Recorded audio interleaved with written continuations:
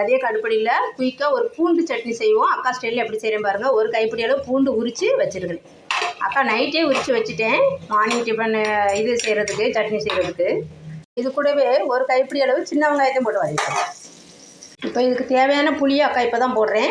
நான் அந்த அளவு போட்டிருக்கேன். உங்களுக்கு எவ்வளோ புளி பிடிக்குமோ அந்தளவு போட்டுக்கலாம். கொஞ்சமாக கறிவேப்பிலை போட்டு ஒரு 2 வதக்கு வதக்கிறேன். புளி ரொம்ப வதங்கணும்னு அவசியம் இல்லைப்பா. இப்போ அப்படியே நம்ம எடுத்து பிளேட்டுக்கு மாற்றிருக்கோம். இப்போ இதுக்கு தேவையான காஞ்ச மிளகா அக்கா இப்போ தான் போட போகிறேன். ஒரு 7-8 மிளகா போட்டிருக்குறேன். அப்படியே எடுத்து பிளேட்டுக்கு மாற்றிடலாம். அவ்வளோதான், ஆறிச்சு மிக்சரில் போட்டாச்சு. இதுக்கு தேவையான கல் உப்பு போடுறேன் அக்கா. 1/2 ஸ்பூன், மீடியம் ஸ்பூனுக்கு 1/2 ஸ்பூன். அவ்வளோதான், அரைச்சிட்டு இருந்தாச்சு. இவ்வளோ கெட்டியாக இருக்கிறது எங்களுக்கு போதும். இன்னும் தண்ணி வேணால் ஊற்றுறது உங்கள் விருப்பம் தான். அவ்வளோதான், கடுகு பொடிஞ்சிருச்சு, உளுத்தம்பருப்பும் சவந்துருச்சு. இப்போ நம்ம அடுப்பை ஆஃப் பண்ணிடலாம். ஆஃப் பண்ணிவிட்டு கொஞ்சமாக கறிவேப்பிலை போட்டுக்கலாம். தாளிசத்தை எடுத்து நம்ம சட்னியில் ஊற்றிக்கலாம். இதுக்கு காஞ்ச மிளகா போட்டு தாளிக்க வேண்டிய அவசியம் இல்லைப்பா.